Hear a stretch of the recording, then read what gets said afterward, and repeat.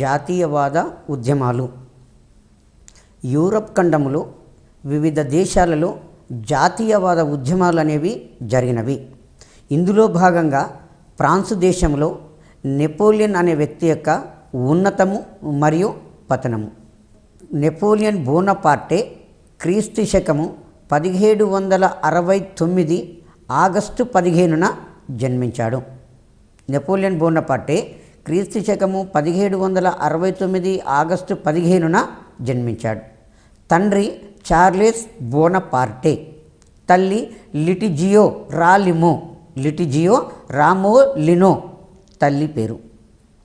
ఇతను జన్మించింది కోర్సికా ద్వీపంలో. ఈ కోర్సికాను జెనీవా ప్రాంతం నుంచి ఫ్రెంచి వారు కొన్నందున నెపోలియన్ అనేవాడు ఫ్రెంచి పౌరుడు కావడం అనేది జరిగింది. నెపోలియన్ ఫ్రెంచి పౌరుడు కావడం అనేది జరిగింది. ఎందుకు నెపోలియన్ ఫ్రెంచి పౌరుడు అయ్యాడంటే, ఇతను జన్మించినప్పుడు కోర్సికా ద్వీపం అనేది జెనీవాలో ఉన్నది.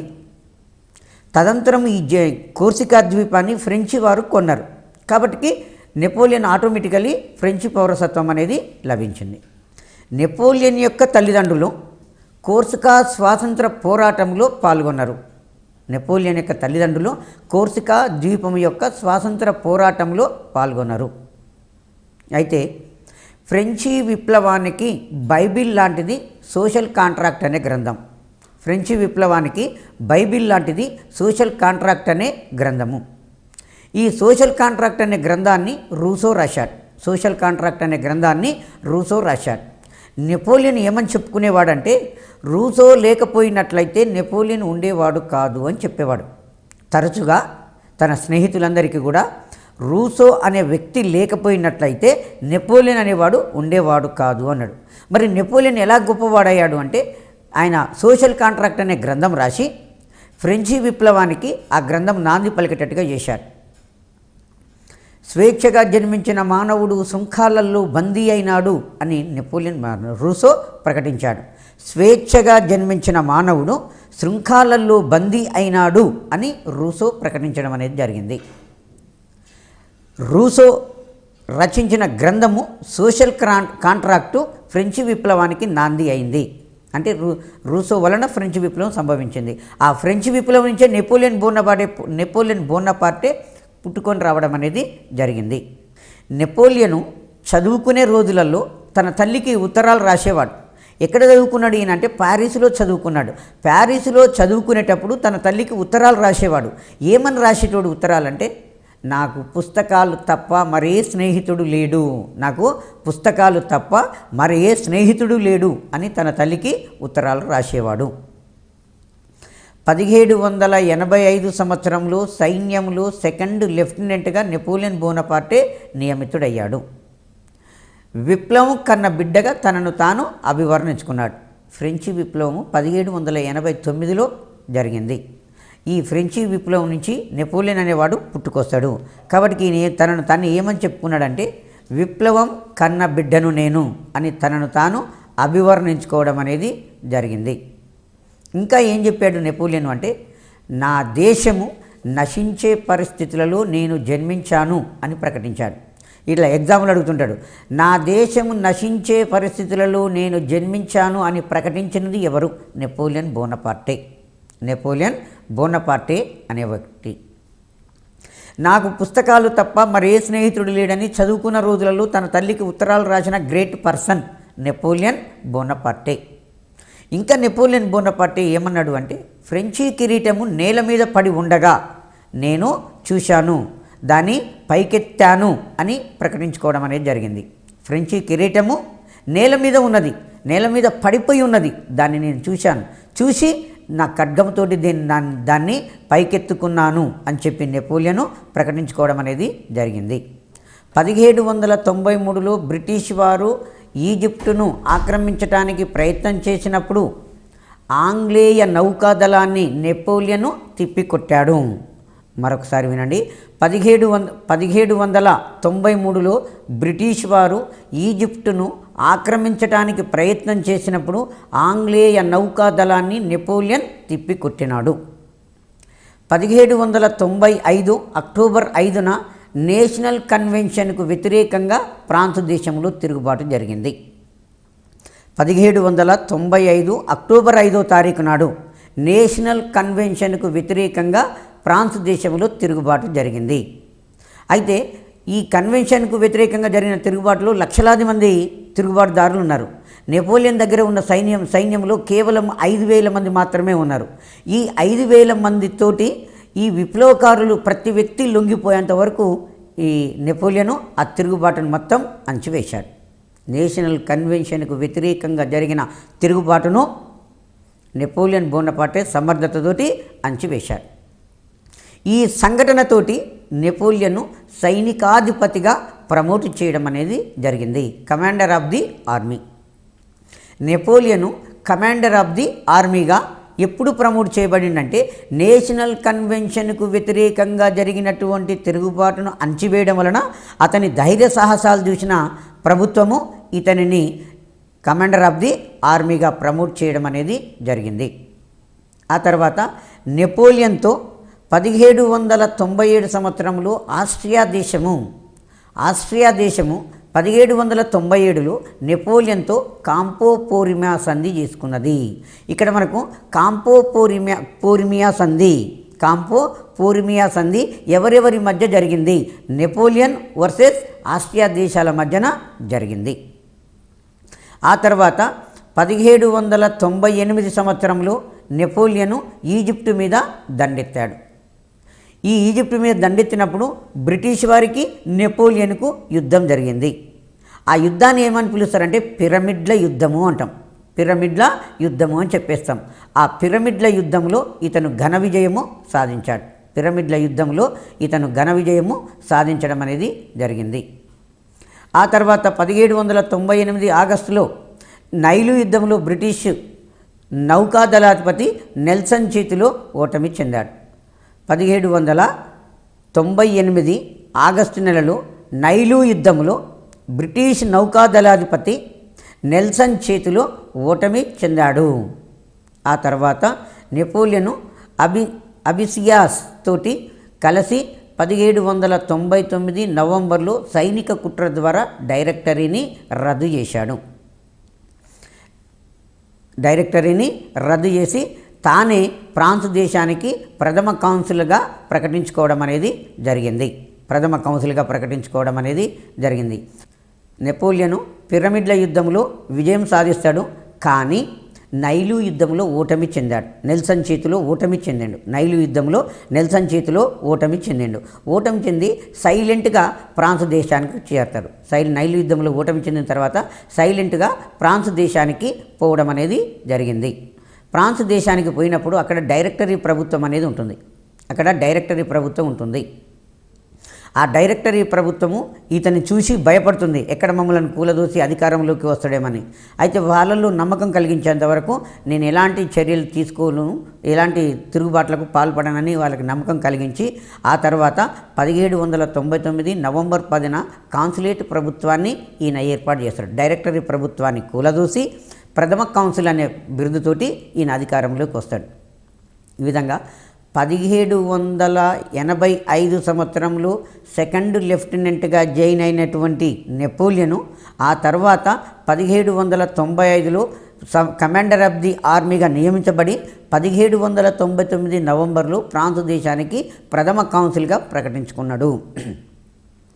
ప్రథమ కౌన్సిల్గా 1799 నుంచి 1804 వరకు ఈయన పరిపాలించాడు.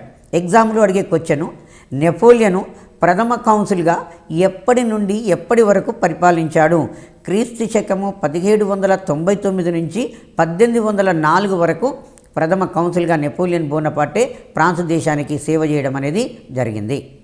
ఆ తర్వాత 1804 సంవత్సరంలో ఫ్రాన్స్ దేశానికి చక్రవర్తిగా ప్రకటించుకున్నాడు. 1804 డిసెంబర్లో పోపు పయాస్ 7 సమక్షంలో ఈయన ఫ్రాన్స్ దేశానికి చక్రవర్తిగా ప్రకటించుకున్నాడు. మనకి ఎగ్జామ్లో అడుగుతాడు, నెపోలియను ఎప్పటి నుంచి ఎప్పటి వరకు ఫ్రాన్స్ దేశానికి చక్రవర్తిగా కొనసాగాడు? క్రీస్తు శకము 1804 నుంచి 1815 వరకు ఫ్రాన్స్ దేశానికి చక్రవర్తిగా పనిచేశాడు. నెక్స్ట్ క్వశ్చను, నెపోలియను ఎప్పుడు ఎవరి సమక్షంలో, ఏ సంవత్సరంలో, ఎవరి సమక్షంలో ఫ్రాన్స్ దేశానికి అధ్యక్షునిగా ప్రకటించుకున్నాడు? క్రీస్తు శకము 1804 డిసెంబర్ నెలలో పోపు పయాస్ 7 సమక్షంలో ఈయన ఫ్రాన్స్ దేశానికి అధ్యక్షునిగా ప్రకటించుకోవడం అనేది జరిగింది. సో ఈ విధంగా 1789లో ప్రారంభమైన ఫ్రెంచి విప్లవం యొక్క గందరగోళ స్థితిని ఈయన తాత్కాలికంగా నిలుపుచేసి 1804 సంవత్సరం నుంచి 1915 వరకు ఈయన సమర్థవంతంగా పరిపాలించాడు. ఆ తర్వాత నెపోలియను 1801 సంవత్సరంలో లూన్విల్ సంధిని చేసుకున్నాడు. నెపోలియను 1801 సంవత్సరంలో ఆస్ట్రియా దేశంతో లూన్విల్ సంధి చేసుకున్నాడు. ఇక్కడ మనం ఈ సంధి కూడా ఇంపార్టెంట్, ఏ దేశంతో అనేది ఇంపార్టెంట్. నెపోలియను ఆస్ట్రియా దేశంతోటి 1801లో లూన్విల్ సంధి చేసుకున్నాడు. లూన్విల్ సంధి మనకి ఎగ్జామ్లో క్వశ్చన్ అడిగింది అంటే లూన్విల్ సంధి ఏ సంవత్సరంలో జరిగింది? 1801లో లూన్విల్ సంధి జరిగింది. లూన్విల్ సంధిని ఎవరు ఏ దేశంతో చేసుకున్నారు? నెపోలియన్ బోనపార్టే ఆస్ట్రియా దేశంతో లూన్విల్ సంధిని 1801లో చేసుకున్నాడు. ఆ తర్వాత ఇంగ్లాండ్ దేశంతో నెపోలియను 1802లో ఎమియన్స్ సంధి చేసుకున్నాడు. ఇంపార్టెంట్ ఇది మటుకు. లూన్విల్స్ సంధినేమో ఆస్ట్రియా దేశంతో, ఎమియన్స్ సంధినేమో ఇంగ్లాండ్ దేశంతో.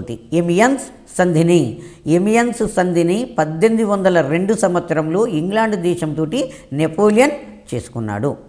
ఆ తర్వాత నెపోలియన్ విలువ కోల్పోయినటువంటి అసిగ్నా అనే కాగితపు ద్రవ్యాన్ని రద్దు చేశాడు. అసిగ్నాట్స్ అంట మనం. ఫ్రాన్స్ దేశంలో ఉన్న కరెన్సీ అసిగ్నాట్స్. ఫ్రాన్స్ దేశంలో ఉన్న కరెన్సీ అసిగ్నాట్స్. నెపోలియను విలువ కోల్పోయినటువంటి అసిగ్నాట్స్ అనే కాగితపు ద్రవ్యాన్ని రద్దు చేశాడు. నెపోలియను పోపు పయాస్ 7 తోటి 1801లో కాంకర్డాట్ ఒప్పందము చేసుకున్నాడు.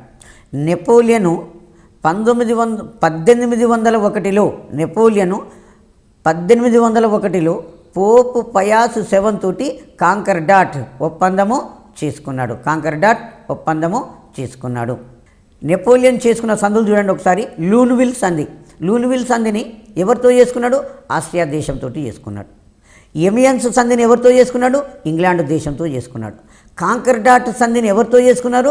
పోపుతోటి చేసుకోవడం అనేది జరిగింది. ఈ 3 సంధులు కూడా ఇంపార్టెంట్, మైండ్లో పెట్టుకోవాల్సి ఉంటుంది. నెపోలియన్ న్యాయ స్మృతిని అనే దాన్ని మొట్టమొదటిసారిగా ఏర్పాటు చేశాడు.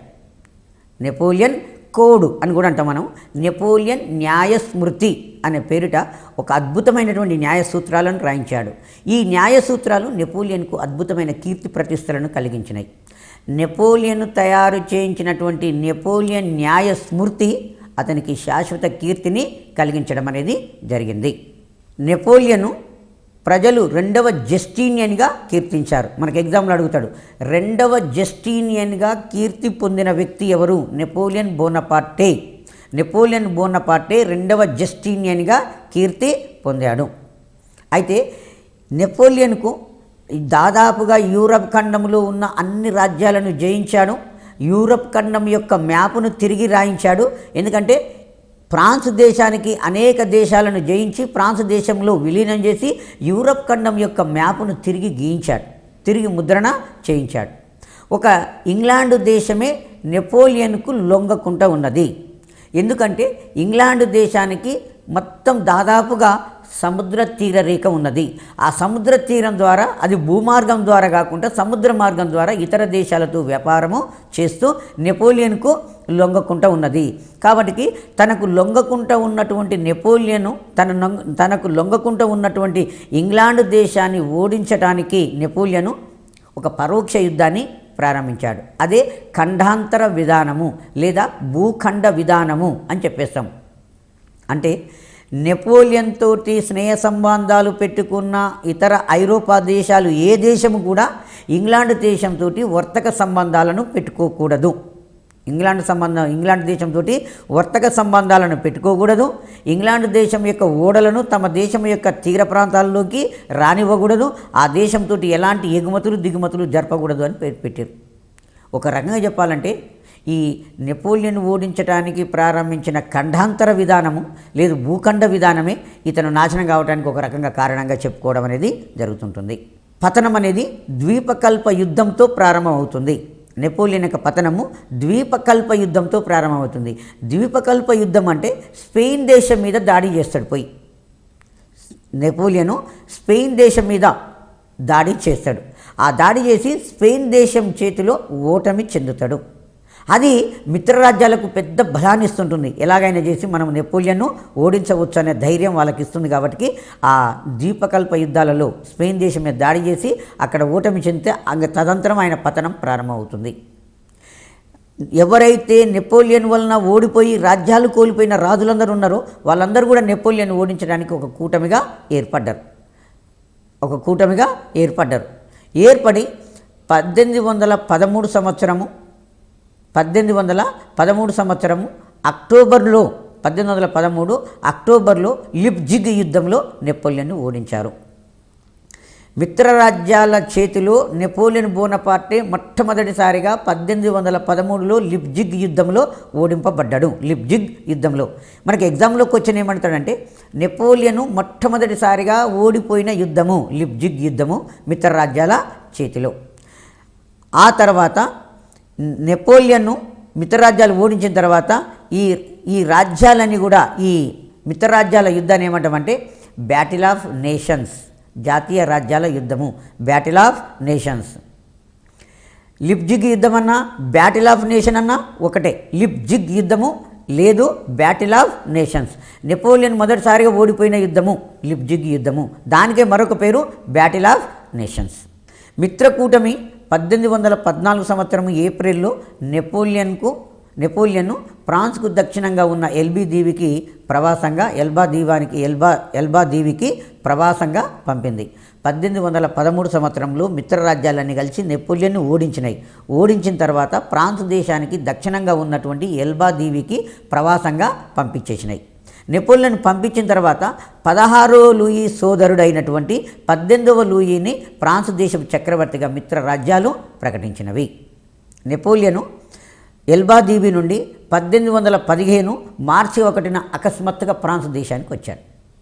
ఫ్రాన్స్ దేశానికి రాగానే ఈ 18వ లూయి సింహాసనం వదిలి పారిపోతాడు.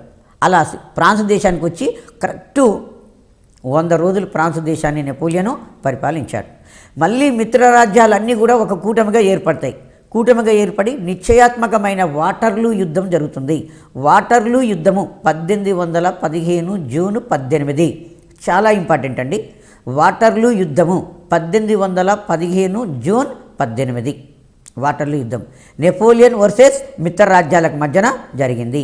ఈ యుద్ధంలో నెపోలియన్ పూర్తిగా ఓడింపబడ్డాడు.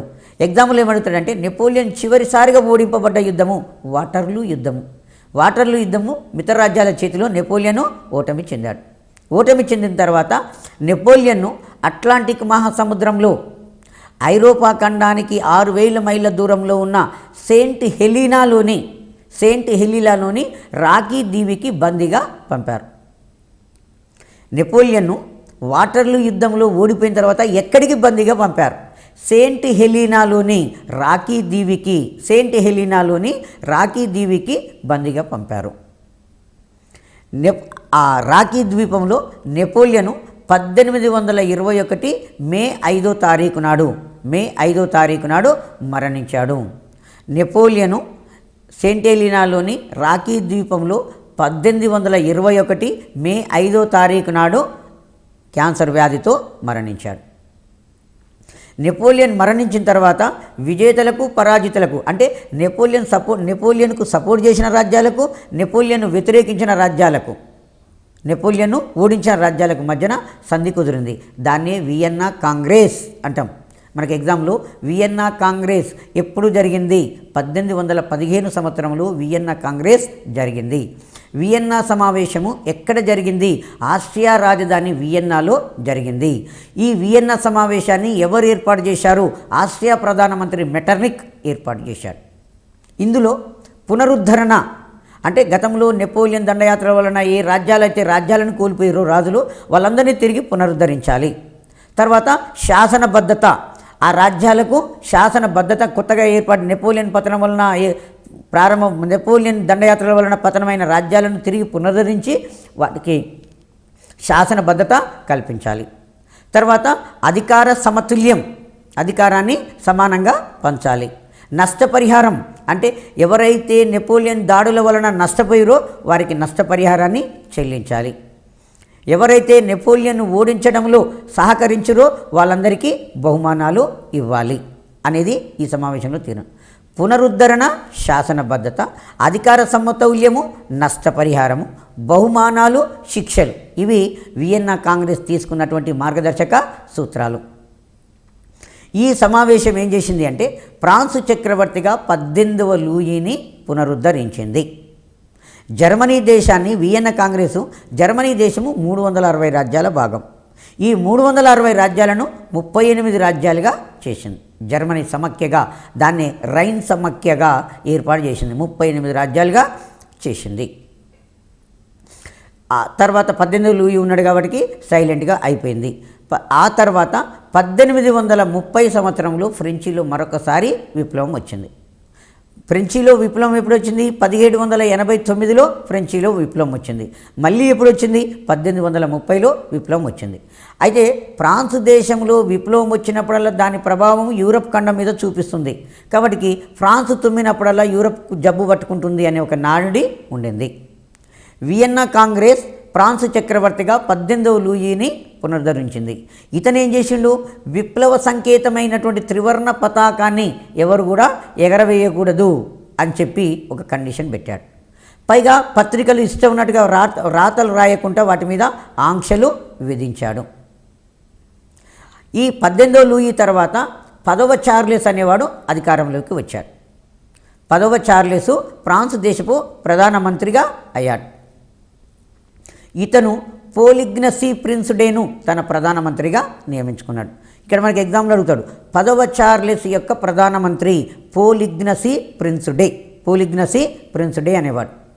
ఆ తర్వాత ఈ 10వ చార్లెసు 1830 జూలై 26 నాడు ఒక 4 ఆదేశాలు జారీ చేసిండు. దీనితోటి ఫ్రాన్స్లో విప్లవం అనేది సంభవించింది. దీనిని మనం ఏమంటామంటే 1830 జూలై విప్లవము అని చెప్పేస్తాం.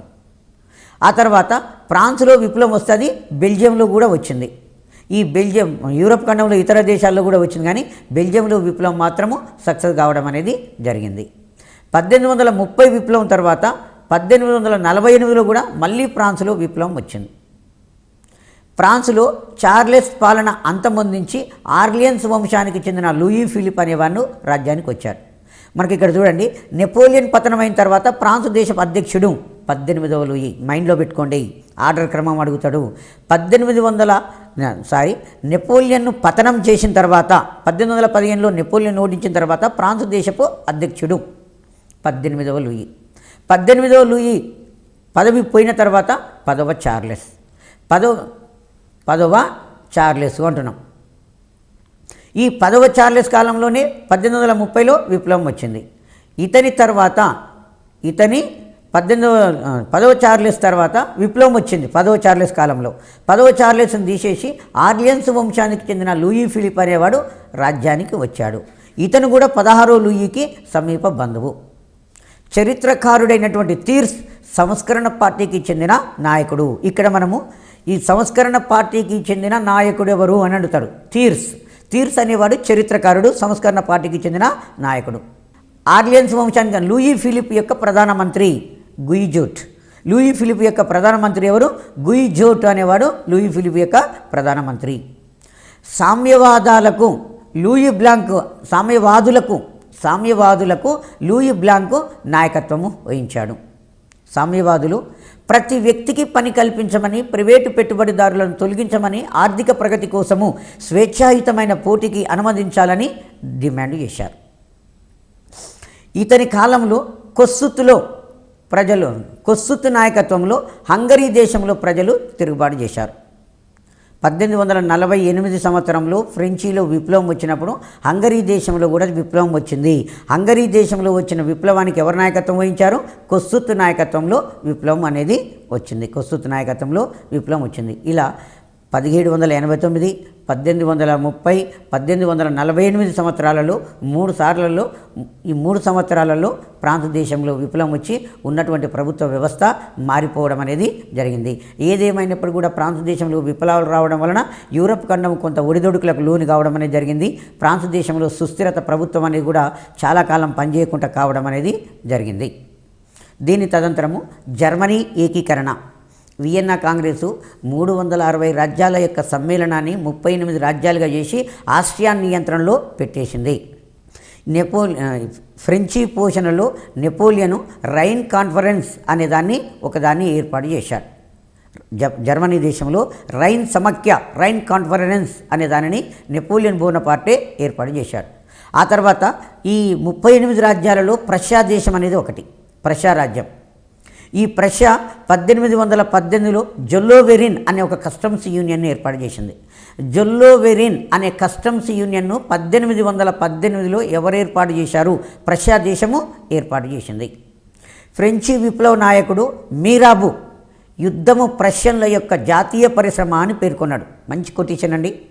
విప్లవ నాయకుడు మీరాబు యుద్ధము ప్రష్యన్ల యొక్క జాతీయ పరిశ్రమ అని చెప్పేశాడు. ఫ్రెంచి విప్లవ నాయకుడు మీరాబు యుద్ధం అనేది ప్రష్యన్ల యొక్క జాతీయ పరిశ్రమ అన్నాడు. జర్మనీ దేశంలో జాతీయవాదులకు ప్రేరణ ఇచ్చినటువంటి తత్వవేత్తలు పిచ్చే, హెగెల్, స్టీన్ అనే వ్యక్తులు ముఖ్యవాళ్ళు. ఈ జర్మనీ ఏకీకరణలో పాటుపడిన వ్యక్తి ఎవరంటే ఒట్టో వోన్ బిస్మార్క్. బిస్మార్కు 1815 ఏప్రిల్ నెలలో స్కోయిహు హౌజులో ఒక పెద్ద భూస్వాముల కుటుంబంలో జన్మించాడు. బిస్మార్కు 1851 సంవత్సరంలో ప్రష్యా దేశం యొక్క విదేశాంగ శాఖలోకి ప్రవేశించాడు. విదేశాంగ శాఖలోకి ప్రవేశించి ఫ్రాంక్ఫర్ట్, సెయింట్ పీటర్స్బర్గ్, పారిస్లలో జర్మనీ దేశం తరపున రాయబారిగా పనిచేసి అనేక మంది మిత్రులను సంపాదించుకున్నాడు. అనేక మంది కొంత రాజకీయ అవగాహన పెంచుకున్నారు. ఆ తర్వాత ప్రష్యా రాజు విలియం I బిస్మార్కును 1862లో ప్రష్యా ప్రధానమంత్రిగా నియమించాడు. ఇక్కడ చూడండి, బిస్మార్కును ప్రష్యా ప్రధానమంత్రిగా ఎవరు నియమించారు? ప్రష్యా రాజు విలియం I 1862లో బిస్మార్కును ప్రష్యా ప్రధానమంత్రిగా నియమించాడు. బిస్మార్క్ యొక్క విధానం ఏంటంటే క్రూరమైన బల ప్రయోగము, అంటే దాన్ని ఏమంటాము బ్లడ్ అండ్ ఐరన్ పాలసీ. అతని ఆలోచన సరళి ఏంటంటే జర్మనీ ఏకీకరణ సాధించాలంటే దానికి అడ్డొచ్చే ప్రతిదానిని తొలగించేసేయి అని ఇతని యొక్క విధానం. బిస్మార్క్ యొక్క విధానము క్రూరమైన బల ప్రయోగము అంటాం తెలుగులోనైతే. ఇంగ్లీష్లో బ్లడ్ అండ్ ఐరన్. ఏమంటాడు ఎగ్జాంపుల్ అంటే బ్లడ్ అండ్ ఐరన్ మ్యాన్గా కీర్తి పొందినది ఎవరు? బిస్మార్క్. ఇతను 1863లో పోలిష్ తిరుగుబాటు అనేది జరిగింది. పోలాండ్లో తిరుగుబాటు జరిగింది. పోలిష్ తిరుగుబాటు అంటే పోలాండ్లో తిరుగుబాటు జరిగింది. పోలాండ్ ప్రజలు రష్యా మీద తిరుగుబాటు చేశారు. కాబట్టి ఇతను పోలిష్ ప్రజలకు సపోర్ట్ చేయడం అనేది జరిగింది. స్క్లెస్విగ్, హోల్స్టీన్ రాజ్యాల కొరకు బిస్మార్క్ డెన్మార్క్ దేశంతో సంధి చేసుకున్నాడు. మనకు జర్మనీ ఏకీకరణ సాధించాలంటే జర్మనీ దేశం యొక్క ఉత్తర వైపున స్క్లెస్విగ్, హోల్స్టీన్ అనే 2 ప్రాంతాలు ఉన్నాయి. ఈ 2 ప్రాంతాల కొరకు డెన్మార్క్ దేశంతో ఇతను యుద్ధం చేయడం అనేది జరిగింది. 1865 ఆగస్టులో హోల్స్టీన్ను ఆస్ట్రియా దేశానికి ఇచ్చాడు. స్క్లెస్విగ్ను ప్రష్యా దేశానికి తీసుకోవడం అనేది జరిగింది. ఇతను బిస్మార్కు డెన్మార్క్ దేశంతో యుద్ధం చేసేటప్పుడు ఆస్ట్రియా దేశాన్ని తన వైపుకు తిప్పుకొని ఈ స్క్లెస్విగ్, హోల్స్టీన్ ప్రాంతాల కొరకు నేను యుద్ధం చేస్తున్నాను, మీరు నాకు సహకరించినట్టయితే హోల్స్టీన్ను ఆస్ట్రియా దేశానికి ఇస్తానని వాగ్దానం చేస్తాడు. ఆ ప్రయత్నంలో భాగంగానే డెన్మార్క్తో యుద్ధం చేసి డెన్మార్క్ను ఓడించిన తర్వాత స్క్లెస్విగ్ను బిస్మార్క్ తీసుకుంటాడు, హోల్స్టీన్ను ఆస్ట్రియా దేశానికి ఇవ్వడం అనేది జరిగింది. ఆ తర్వాత ఇతనికి బిస్మార్క్కు జర్మనీ ఏకీకరణ సాధించాలంటే అడ్డంకిగా ఉన్న దేశము ఆస్ట్రియా దేశంతో మళ్ళీ ఇప్పుడు యుద్ధం చేశాడు. అది 1866 జూలై 3న దాన్ని సెడోవా యుద్ధము అంటాం. Very most important. సెడోవా యుద్ధము 1866 జూలై 3. సెడోవా యుద్ధము 1866 జూలై 3 ఎవరెవరి మధ్య జరిగింది? బిస్మార్క్ వర్సెస్ ఆస్ట్రియా దేశాల మధ్యన జరిగింది. బిస్మార్క్ వర్సెస్ ఆసియా దేశాల మధ్యన జరిగింది. ఈ యుద్ధాన్ని ఏమంటామంటే 7 వారాల యుద్ధము అంటాం. ఈ యుద్ధంలో ఆసియా దేశము ఓడిపోతుంది. ఫ్రాగ్ సంధి కుదరడం అనేది జరిగింది. జర్మనీ దేశం యొక్క ఎగువ సభను బుండెన్రాట్ అంటారు. జర్మనీ దేశం యొక్క ఎగువ సభను బుండెన్రాట్ అంటారు. ఇది సమాఖ్య సభ. తర్వాత దిగువ సభను ఏమంటామంటే రెయిన్స్టాగ్, ప్రజాప్రతినిధుల సభ అంటున్నాం. ఈ జర్మనీ దేశంలో తిరుగుబాటును చూసి స్పెయిన్ దేశంలో 1863లో తిరుగుబాటు వచ్చింది. దాన్ని ఫ్రాంకో ప్రషా యుద్ధం అంటాం. స్పెయిన్ దేశంలో తిరుగుబాటు సంభవించింది. తిరుగుబాటు సంభవిస్తే ఒకవైపున ప్రషా దేశము, ఒకవైపున ఫ్రాన్స్ దేశం ఆ స్పెయిన్ దేశంలో తిరుగుబాటుకు నాయకత్వాలు వహించినాయి. చివరికి 1870 జూలై 19న ఫ్రాన్స్ దేశము ప్రషాపై యుద్ధం ప్రకటించింది. 1870 జూలై 19వ తారీఖు నాడు ఫ్రాన్స్ దేశము ప్రషాపై యుద్ధము ప్రకటించింది. దీన్ని ఫ్రాంకో ప్రషా యుద్ధము అని చెప్పి పిలుస్తున్నాం. 1870 సెప్టెంబర్ 1వ తారీఖు నాడు సెడాన్ యుద్ధంలో, సెడాన్ ఇంతకుముందు సెడోవా చెప్పిన, ఇప్పుడు సెడాన్ యుద్ధంలో ఫ్రాన్స్ దేశము ఓటమి చెందింది. 1871 జనవరి 28న పారిస్ ఫ్రాన్స్ దేశం అనేది లొంగిపోయింది. దీంతో జర్మనీ ఏకీకరణ సాధించడం అనేది జరిగింది. జర్మనీ ఏకీకరణ సాధించడానికి మంచి మార్గము కలిగింది. 1871 మే 10న ఫ్రాంక్ఫర్ట్ సంధితోటి ఫ్రాంకో ప్రషా యుద్ధం అనేది ముగిసింది. 1871 జనవరి 18న విలియం I ఐక్య జర్మనీ చక్రవర్తిగా పట్టాభిషేకం జరుపుకున్నాడు. జర్మనీ ఏకీకరణ ఇప్పుడు 1871 ఐక్య జర్మనీ చక్రవర్తిగా ఎవరు ప్రకటించబడ్డారు? విలియం I ప్రకటించారు. సో ఈ సంధితోటి ఫ్రాన్స్లోని ఆల్సేస్ లోరైన్ ప్రాంతాలు జర్మనీ దేశానికి లభించినాయి. ఫ్రాన్స్ దేశం యొక్క ఉత్తరం వైపున ఉన్నటువంటి ఆల్సేస్ లోరైన్ ప్రాంతాలు బొగ్గు నిక్షేపాలకు ఫేమస్, మంచి సమృద్ధి చెందిన ప్రాంతాలు. ఈ 2 ప్రాంతాలను జర్మనీ దేశం తీసుకోవడం అనేది జరిగింది. జర్మనీ ఏకీకరణ సాధించిన తర్వాత మరొక ప్రముఖమైన ఘట్టము ఇటలీ ఏకీకరణ. ఇటలీ ఏకీకరణ అనేది ఇటలీ ఏకీకరణకు ఆ దేశ ప్రజలలో బీజాలు నాటిన వ్యక్తి ఎవరు అంటే నెపోలియన్ బోనపార్టే. ఇటలీ ఏకీకరణకు ఇటలీ దేశ ప్రజలలో ఏకీకరణ బీజాలు నాటిన వ్యక్తి నెపోలియన్ బోనపార్టే. ఎందుకంటే నెపోలియన్ ఇటలీ దేశం మీద దాడులు చేసి ఆ దేశ ప్రజలలో జాతీయ భావాలను వ్యాప్తి చేశాడు. దేశభక్తిని పెంపొందించడం అనేది జరిగింది. అయితే ఇలా ఇటలీ దేశ ప్రజలలో జాతీయతావాద భావాలను పెంపొందించి ఆ దేశ ప్రజలను ఐక్యం చేయడానికి ఏర్పాటు చేయబడిన ఒక రహస్య విప్లవ సంఘమే కార్బోనారీ. కార్బోనారీ అంటే బొగ్గును కాల్చువారు అని అర్థము. ఇది ఒక రహస్య విప్లవ సంఘము కార్బోనారీ. ఇటలీ దేశంలోని నేపుల్స్లో ప్రారంభమయ్యి ఇది ఇటలీ దేశం అంతటా కూడా వ్యాపించింది. నేపుల్స్లో ప్రారంభమయ్యి ఇటలీ అంతటా వ్యాపించింది. ఇటలీ దేశ ఏకీకరణకు 3 వ్యక్తులు కృషి చేశారు. Joseph Mazzini, Count Cavour, Garibaldi. Joseph Mazzini, Count Cavour, Garibaldi అనే 3 వ్యక్తులు కృషి చేశారు. జోసెఫ్ మజ్జిని అని కూడా అంటారండి. జోసెఫ్ మాజిని అంటారు. కొన్ని పుస్తకాలలో జోసెఫ్ మజ్జిని అని కూడా ఉంటుంది. ఇటలీ దేశపు జాతిపిత జోసెఫ్ మాజిని. ఇటలీ దేశపు జాతీయోద్యమానికి ఆత్మ వంటివాడు. మాజిని 1805 సంవత్సరంలో జెనీవాలో జన్మించాడు. ఇతను చిన్నప్పటి నుంచి కూడా తన దేశం యొక్క దుస్థితికి దుఃఖిస్తూ ఎల్లప్పుడూ కూడా నల్ల బట్టలనే ధరించేవాడు. బ్లాక్ షర్ట్స్ అని చెప్పేస్తాం. నల్ల దుస్తులను ధరించేవాడు. జోసెఫ్ మాజిని కార్బోనారీలో సభ్యుడై కార్బోనారీ చేసిన ఉద్యమాలలో పాల్గొని 1830 సంవత్సరంలో అరెస్ట్ అయ్యి సవోనా దుర్గంలో బంధింపబడ్డాడు. సవోనా జైల్లో బంధింపబడ్డాడు. ఆ తర్వాత 1831 సంవత్సరంలో యంగ్ ఇటలీ అనే ఒక సంస్థను స్థాపించాడు. యంగ్ ఇటలీ అనే సంస్థను ఎగ్జామ్లో అడుగుతాడండి. యంగ్ ఇటలీ సంస్థను ఎవరు స్థాపించారు? జోసెఫ్ మాజిని అనేట ఆయన యంగ్ ఇటలీ అనే సంస్థను స్థాపించాడు. ఈ సంస్థలోకి 40 సంవత్సరాల లోపున్న యువకులను మాత్రమే అవకాశం కల్పించాడు. ఎందుకంటే 40 సంవత్సరాల లోపున్న యువకులు ఏ పనైనా ఈజీగా చేయగలుగుతారు కాబట్టి, యాక్టివ్గా ఉండగలుగుతారు కాబట్టి 40 సంవత్సరాల లోపున్న యువకులకు మాత్రమే ప్రవేశం కల్పించాడు. ఆ తర్వాత మరో ప్రముఖమైన వ్యక్తి కౌంటు కామిల్లో కవూర్. ఇటలీ ఏకీకరణకు చేసిన వ్యక్తులలో కౌంటు కామిల్లో కవూర్. ఇతడు 1810 సంవత్సరంలో ఇటలీ దేశంలో పిడ్మాంట్లో భూస్వామ్య కుటుంబంలో జన్మించాడు.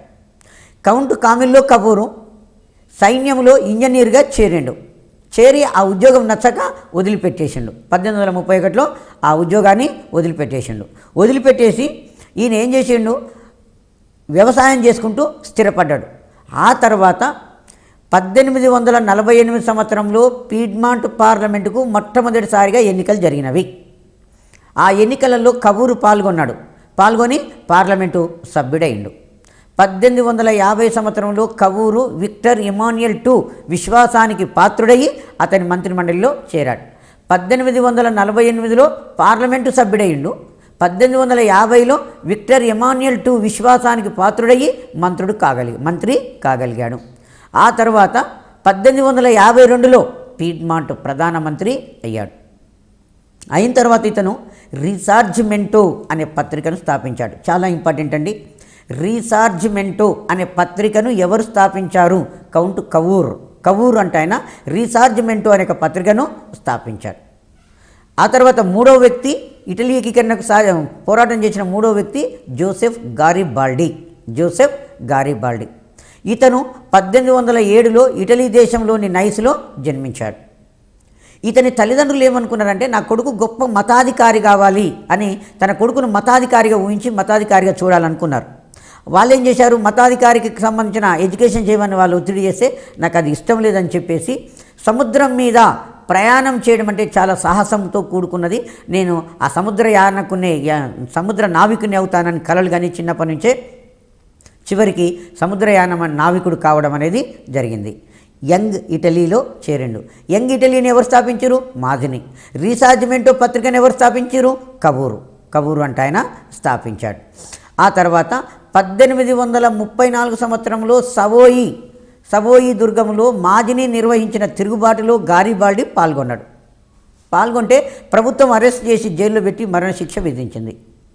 జైల్లో నుంచి తప్పించుకొని దక్షిణ అమెరికాకి వెళ్ళి ప్రవాస జీవితం గడిపాడు. మళ్ళీ తర్వాత 1848లో ఇటలీ దేశానికి తిరిగి వచ్చి 1849లో రోమును కేంద్రంగా చేసుకొని రిపబ్లిక్గా ప్రకటించాడు. అక్కడ తిరుగుబాటు చేసి రోమ్ను ఆక్రమించిన తర్వాత మళ్ళీ ప్రభుత్వం ఆయనను అరెస్ట్ చేద్దామని ప్రయత్నం చేస్తే మళ్ళీ తప్పించుకొని అమెరికా దేశానికి వెళ్ళిపోవడం అనేది జరిగింది. సో ఈయన రెడ్ షర్ట్స్ అనే 1000 మంది దళాలను తయారు చేశాడు. మనకి ఎగ్జామ్లో అడుగుతారండి, 1000 మంది రెడ్ షర్ట్స్ దళాలను ఎవరు ఏర్పాటు చేశారు? గారిబాల్డి ఏర్పాటు చేశాడు. ఇటలీ ఏకీకరణ జరగాలంటే ప్రధానంగా 5 సంఘటనల ద్వారా ఇటలీ ఏకీకరణ జరిగింది. క్రిమియా యుద్ధము, రష్యాకు ఇంగ్లాండ్కు మధ్యన క్రిమియా యుద్ధం జరుగుతుంది. Very most important.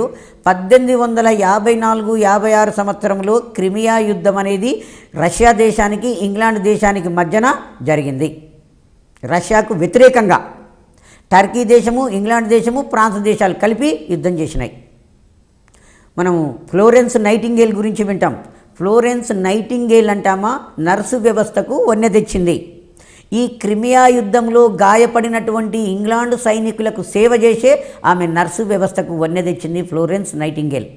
క్రిమియా యుద్ధము 1854-56 రష్యా వర్సెస్ ఇంగ్లాండ్కు సపోర్టుగా ఫ్రాన్సులు, టర్కీలు యుద్ధంలో చేరినాయి. నల్ల సముద్రం తీరాన ఉన్నటువంటి ఓడరేవులో ఈ యుద్ధం అనేది నల్ల సముద్రం తీరాన ఉన్న రష్యా ఓడరేవు సెబాస్టియన్ పోల్ ప్రధాన యుద్ధ రంగమైంది.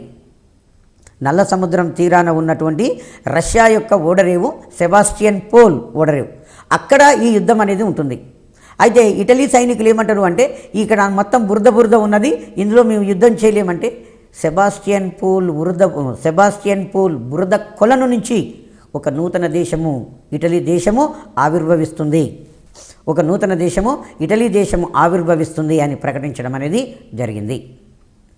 సెబాస్టియన్ పోల్ బురద కొలను నుంచి ఐక్య ఇటలీ దేశం అనే ఒక తామర పుష్పము వికసిస్తుంది అని కవూర్ నమ్మాడు. తన సైనికులకు చెప్పి యుద్ధోన్ముఖులను చేయడం అనేది జరిగింది. క్రిమియా యుద్ధము ఏ సంధితో ముగిసింది? పారిస్ సంధితో ముగిసింది 1856.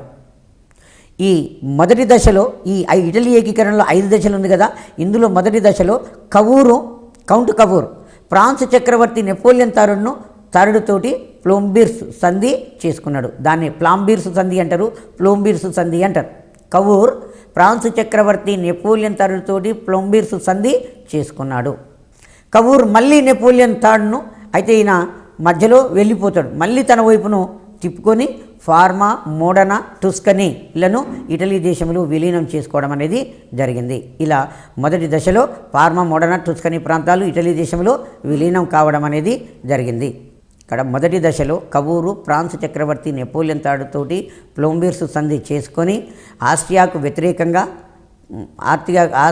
వ్యతిరేకంగా సార్డినియాకు సైనిక సహాయం చేసి లోంబర్డ్ అనే ప్రాంతాన్ని పొందుతాడు.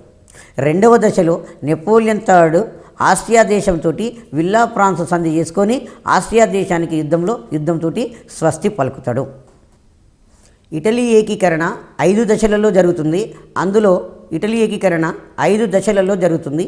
మొదటి దశలో కవూరు అనే వ్యక్తి ఫ్రాన్స్ చక్రవర్తి నెపోలియన్ తాడుతోటి ప్లోంబిర్స్ సంధి చేసుకుంటాడు.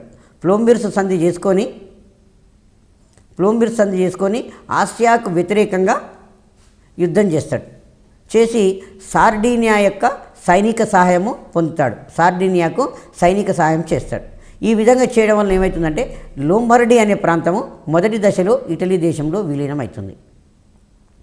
రెండవ దశలో నెపోలియన్ తాడు ఆస్ట్రియా దేశంతో విల్లా ఫ్రాన్స్ సంధి చేసుకొని ఆస్ట్రియా దేశంతో యుద్ధానికి స్వస్తి పలుకుతాడు. యుద్ధం జరుగుతుంటేనే ఇంతకుముందు ఇటలీ దేశంతో నెపోలియన్ బోనపార్టే సంధి చేసుకొని ఆస్ట్రియా దేశంతో యుద్ధం చేస్తాడు. యుద్ధం జరుగుతుండగానే నెపోలియన్ తాడు ఆస్ట్రియా దేశంతో సంధి చేసుకుంటాడు. ఏ సంధి? Villa France. దాన్ని సంధి చేసుకొని యుద్ధం నుంచి వెనుకకు పోతాడు. యుద్ధాన్ని నుంచి వెనుక పోగానే కవూర్ ఏం చేస్తాడంటే నెపోలియన్ను మళ్ళీ తన వైపుకు తిప్పుకొని ఏం చేస్తాడు అంటే ఆస్ట్రియా దేశాన్ని ఓడిస్తాడు. ఓడించి ఫార్మా, మోడెనా, టుస్కనీ అనే ప్రాంతాలను ఇటలీ దేశంలో విలీనం చేస్తాడు. లోంబార్డీనేమో మొదటిసారి, రెండవసారి యుద్ధంలోనేమో ఫార్మా, మోడెనా, టుస్కనీ అనేక ప్రాంతాలను. మూడవ దశలో గారిబాల్డీ రెడ్ షర్ట్స్ అను 1000 మంది సైనికులతో ఒక దళాన్ని 1860లో ఏర్పాటు చేశాడు. రెడ్ షర్ట్స్ ఎవరు? గారిబాల్డీ. 1000 మంది ఎర్ర చొక్కాల దళాన్ని గారిబాల్డీ అనే వ్యక్తి తయారు చేశాడు. ఈ గారిబాల్డీ 1000 మందితోటి 1860లో సిసిలీ మీద దాడి చేసి సిసిలీ దేశాన్ని ఆక్రమిస్తాడు. సిసిలీ, ఆంబ్రియా, నేపుల్స్లను ఇటలీ దేశంలో కలపడం జరిగింది. సిసిలీ, ఆంబ్రియా, నేపుల్స్లను 3వ దశలో ఇటలీ దేశంలో కలపడం అనేది జరిగింది. తర్వాత 4వ దశలో 1866 ఆస్ట్రో ప్రషియా యుద్ధము జరిగినప్పుడు ఇటలీ దేశము వెనీషియా మీద దండెత్తి ఆ వెనీషియా ప్రాంతాన్ని ఆక్రమించింది. ఫ్రాంకో ప్రషియాకు యుద్ధం జరిగినప్పుడు ఈ ఆస్ట్రియా దేశానికి ప్రషియా దేశానికి యుద్ధం జరిగినప్పుడు ఈ ఇటలీ దేశం తెలివిగా వెనీషియా ఎవరి ఆధిపత్యంలో ఉండింది అంటే ఆస్ట్రియా ఆధిపత్యంలో ఉండింది. ఇమ్మీడియట్లీ వెనీషియా మీద దాడి చేసి వెనీషియాను 4వ దశలో ఆక్రమించింది. 5వ దశలో 1870లో ఫ్రాంకో ప్రషియా యుద్ధం సంభవించినప్పుడు ఫ్రాన్స్ పోపుకు రక్షణగా 1849లో పంపినటువంటి సైన్యాన్ని నెపోలియన్ థర్డ్ అనేవాడు ఉపసంహరించుకుంటాడు. ఇటలీ దేశం యొక్క రాజధాని రోమ్ నగరంలో వాటికన్ సిటీ అనేది ఉంటుంది. వాటికన్ సిటీ క్రైస్తవ మత పెద్దలది. క్రైస్తవ మతాధిపతి పోప్ అనేవాడు అక్కడ ఉంటాడు. ఆ పోపుకు రక్షణగా ఫ్రాన్స్ దేశము తన సైన్యాన్ని పంపి అక్కడ ఉంచింది. కానీ ఇక్కడ ప్రషియా దేశానికి ఫ్రాన్స్ దేశానికి యుద్ధం జరిగింది. యుద్ధం జరగంగానే ఈ నెపోలియన్ తాడు ఏం చేస్తాడంటే పోపుకు రక్షణగా ఉన్నటువంటి తన సైనిక దళాన్ని విత్డ్రా చేసుకుంటాడు రోమ్ నుంచి. ఇమీడియట్లీ ఇటలీ దేశం రోమ్ మీద దాడి చేసి రోమ్ నగరాన్ని ఇటలీ దేశంలో విలీనం చేస్తుంది. ఈ విధంగా సమైక్య ఇటలీ దేశం అనేది ఆవిర్భవిస్తుంది. సమైక్య ఇటలీ దేశము ఆవిర్భవిస్తుంది. సమైక్య ఇటలీ దేశము ఆవిర్భవిస్తే దానికి విక్టర్ ఎమాన్యుయల్ టూను విక్టర్ ఎమాన్యుయల్ను ఐక్య జర్మనీ రాజుగా ఎన్నుకుంటారు. విక్టర్ ఎమాన్యుయల్ను ఐక్య ఇటలీ రాజుగా ఎన్నుకోవడం అనేది జరిగింది. ఈ విధంగా జర్మనీ ఏకీకరణ, ఇటలీ ఏకీకరణ కంప్లీట్ అవుతాయి. దాని తదంతరము ఈ రెండు సంఘటనల తర్వాత యూరప్ ఖండంలో సామ్యవాద ఉద్యమాలు అనేవి పుట్టుకొస్తాయి. సామ్యవాద ఉద్యమాలు అంటే సంపద సమానత్వము. సంపద ఒక వ్యక్తి చేతిలో కేంద్రీకృతం కాకుండా సమాజపరం కావడమే ఈ ఉద్యమాల యొక్క ముఖ్యమైన ఉద్దేశం. దాదాపుగా యూరప్ దేశాలన్నీ కూడా పారిశ్రామికీకృతము అయినటువంటి 19వ శతాబ్దంలో యూరప్లో సామ్రాజ్యవాదం అనేది అభివృద్ధి చెందింది. యూరప్ ఖండంలో ఉన్న అన్ని దేశాలు పారిశ్రామికీకరణ సాధించినాయి. పారిశ్రామికీకరణ సాధించిన తర్వాతనే సామ్యవాదం అనేది పుట్టుకొని రావడం అనేది జరిగింది. ఈ సామ్యవాదం ఏం చేసిందంటే పేదవారి శ్రామికుల యొక్క పరిస్థితులను మెరుగుపరచడమే సామ్యవాదం యొక్క లక్ష్యంగా చెప్పుకోవడం అనేది జరిగింది. ఆ తర్వాత ప్రైవేటు ఆస్తిని సమకూర్చుకోని సమాజాన్ని గురించి రాబర్ట్ ఓవెన్ చెప్పడం అనేది జరిగింది. ఏ వ్యక్తి ప్రైవేటు ఆస్తిని సమకూర్చుకొని సమాజం గురించి చెప్పాడు. రాబర్ట్ ఓవెన్ స్కాట్లాండ్ దేశానికి చెందిన వ్యక్తి. మానవతా దృక్పథంతో కార్మికుల యొక్క సంక్షేమానికి కృషి చేసి సహజవాదానికి పునాది వేశాడు. రాబర్ట్ ఓవెన్ కార్మికుల యొక్క పని గంటలు తగ్గించి పిల్లలను పనిలోకి రాకుండా నిలుపుదల చేశాడు. కార్మికులకు పని గంటలు తగ్గించాలి, పిల్లలు పనిలోకి రాకుండా చూశాడు. ఫ్రాన్స్ దేశంలో సోషలిస్టు సిద్ధాంతాల వ్యాప్తికి కృషి చేసిన వారిలో ప్రూదోస్, లూయి బ్లాంకులు అనేవాళ్ళు ముఖ్యులు. లూయి బ్లాంక్ ఏ దేశస్థుడు? ఫ్రాన్స్ దేశస్థుడు. ప్రూదోస్ ఏ దేశస్థుడు? ఫ్రాన్స్ దేశస్థుడు. కార్మికులకు ఏదో ఒకటి చేయడంలో విజయవంతమైన వారిలో మొదటివాడు Louis Blanc. Louis Blanc France దేశంలో జీవించాడు. కార్మికులకు రాజకీయపరమైన మద్దతు లేనంత వరకు వారు బాగుపడలేరని లూయి బ్లాంకు ప్రకటించాడు. కార్మికులకు ఏదో ఒకటి చేయడంలో విజయవంతమైన వారిలో మొదటివాడు లూయి బ్లాంకు. కార్మికులకు రాజకీయపరమైన మద్దతు లేనంత వరకు వాళ్ళు బాగుపడాలని ప్రకటించినవాడు లూయి బ్లాంకు. తర్వాత సామాజిక వర్క్ షాపులను ఏర్పాటు చేయాలి, ప్రైవేటు పోటీని రద్దు చేయాలని కూడా లూయి బ్లాంకు ప్రకటించాడు. లూయి బ్లాంకు ప్రతి వ్యక్తికి పని హక్కు సూత్రాన్ని ప్రతిపాదించాడు. ఇది ఇంపార్టెంట్ అండి. ప్రతి వ్యక్తికి పని హక్కు సూత్రాన్ని ప్రతిపాదించినది ఎవరు? Louis Blanc. ప్రతి వ్యక్తికి పని హక్కు సూత్రాన్ని ఎవరు ప్రతిపాదించారు? లూయి బ్లాంకు అనేట ఆయన ప్రతిపాదించాడు. సామ్యవాదానికి దారి చూపినటువంటి వాడు కార్ల్ మార్క్స్. సామ్యవాదానికి ఆధారము మరియు దారి చూపిన వ్యక్తి Karl Marx. Karl Marx Germany దేశస్థుడు. కార్ల్ మార్క్స్ ఏ దేశస్థుడు? జర్మనీ. ఇట్లా కూడా మనకి ఎగ్జామ్లో అడుగుతాడు క్వశ్చన్. కార్ల్ మార్క్స్ ఏ దేశస్థుడు? జర్మనీ దేశస్థుడు. కార్ల్ మార్క్స్ బ్రిటన్ దేశానికి చెందిన ఫ్రెడరిక్ ఎంగెల్స్తో కలిసి 1848లో కమ్యూనిస్ట్ మేనిఫెస్టో అనే గ్రంథాన్ని రాశాడు. ఇది చాలా ఇంపార్టెంట్.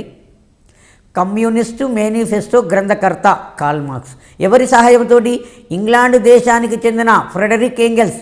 బ్రిటన్ అన్నా, గ్రేట్ బ్రిటన్ అన్నా, యూకే అన్నా, ఇంగ్లాండ్ అన్నా ఒకటేనండి. ఇంగ్లాండ్ దేశానికి చెందిన ఫ్రెడరిక్ ఎంగెల్స్తో కలిసి 1848లో కమ్యూనిస్టు మేనిఫెస్టో అనే గ్రంథం రాశాడు. ఈ కమ్యూనిస్టు మేనిఫెస్టో గ్రంథము ఆధునిక సమాజ ఆవిర్భావానికి నాందిగా చెప్పుకోవచ్చు. ఆధునిక సమాజ ఆవిర్భావానికి చెందిన తొలి కేకగా అభివర్ణించుకోవచ్చు. చరిత్ర అంటే వర్గ పోరాటానికి చెందిన రికార్డు తప్ప మరేమీ కాదు లేదు అని కార్ల్ మార్క్స్ అన్నాడు. చరిత్ర అంటే వర్గ పోరాటానికి చెందిన రికార్డు తప్ప మరేమీ కాదు అని కార్ల్ మార్క్స్ అన్నాడు. ప్రపంచ కార్మికులారా ఏకంగండి, పోరాడండి, పోరాడితే పోయేది బానిస సంఖ్యలు తప్ప మరేమీ కాదు లేదు అని కూడా ఈ కార్ల్ మార్క్సే అన్నాడు. ఇది చాలాసార్లు మనకి ఎగ్జామినేషన్లో వస్తుంది. ఉత్పత్తి సాధనాలను అవగతం చేసుకున్న వారే సమాజంపై ఆధిపత్యం చెలాయిస్తున్నారని కూడా కార్ల్ మార్క్స్ అభిప్రాయపడ్డాడు. ఉత్పత్తి సాధనాలను హస్తగతం చేసుకున్న వారే సమాజం మీద ఆధిపత్యం చెలాయిస్తున్నారని కూడా మార్క్స్ అభిప్రాయపడ్డాడు. కార్ల్ మార్క్స్ దాస్ కాపిటల్ అనే గ్రంథాన్ని కూడా రాస్తాడు. కార్ల్ మార్క్స్ దాస్ కాపిటల్ అనే గ్రంథాన్ని రాశాడు. మార్క్స్ ప్రపంచంలో ఉన్నటువంటి శ్రామికులందరినీ కూడా ఏకీకృతం చేయడానికి 1864లో లండన్లో అంతర్జాతీయ శ్రామికుల అసోసియేషన్ అనే దానిని నిర్వహించాడు. అంతర్జాతీయ అసోసియేషన్ అనే దానిని ఏర్పాటు చేశాడు. దాన్నే ప్రథమ ఇంటర్నేషనల్ అని చెప్పేస్తాం. ప్రథమ ఇంటర్నేషనల్ ఎక్కడ జరిగింది? లండన్ నగరంలో 1864లో జరిగింది. 1889లో ద్వితీయ ఇంటర్నేషనల్ జరిగింది. ఆ తర్వాత తృతీయ ఇంటర్నేషనల్ 1919లో మాస్కోలో జరిగింది. ప్రథమ 2 ఫెయిల్యూర్ అయితే మాస్కోలో జరిగిన ఇంటర్నేషనల్ మటుకు సక్సెస్ అవుతుంది. ఎందుకంటే అప్పటికి మనకు రష్యా దేశంలో కమ్యూనిస్టు ప్రభుత్వం అనేది ఏర్పడుతుంది కాబట్టి అది సక్సెస్ కావడం అనేది జరిగింది. మరొకటి 1871లో పారిస్లో కమ్యూనిస్టు ప్రభుత్వం ఏర్పడింది. ఫ్రాన్స్ దేశంలో 1789, 1830, 1848 ఈ విప్లవ కాలాలు గందరగోళ పరిస్థితులు ఏర్పడ్డాయి. దాని నుంచి 1871లో పారిస్లో కమ్యూన్ అనేది ఏర్పడుతుంది. అంటే కమ్యూనిస్టుల యొక్క తిరుగుబాటు జరిగింది. 1848లో లూయి ఫిలిప్ ఇంగ్లాండ్ దేశానికి పారిపోయిన తర్వాత రిపబ్లిక్ లూయి బ్లాంక్ నాయకత్వంలో ఏర్పడింది. లూయి ఫిలిప్ 1848లో ఫ్రాన్స్ దేశంలో విప్లవం వచ్చి ఫ్రాన్స్ దేశపు అధ్యక్షుడిగా ఉన్న లూయి ఫిలిప్ అనేవాడు ఇంగ్లాండ్ దేశానికి పారిపోతాడు. పారిపోతే అందరు కలిసి కూడా ఏం చేస్తారు అంటే లూయి బ్లాంక్ను నాయకునిగా ఎన్నుకుంటారు. అతని నాయకత్వంలో కమ్యూనిస్టు ప్రభుత్వం అనేది ఏర్పడుతుంది. కానీ ఇది విప్లవం కావడం అనేది జరిగింది. నెపోలియన్ థర్డ్ రెండో ఫ్రాన్స్ సామ్రాజ్యాన్ని ఏర్పాటు చేస్తాడు. ఇతను 1852లో ప్రజాస్వామ్య సేకరణ ద్వారా ఫ్రాన్స్ చక్రవర్తిగా ప్రకటించుకున్నాడు.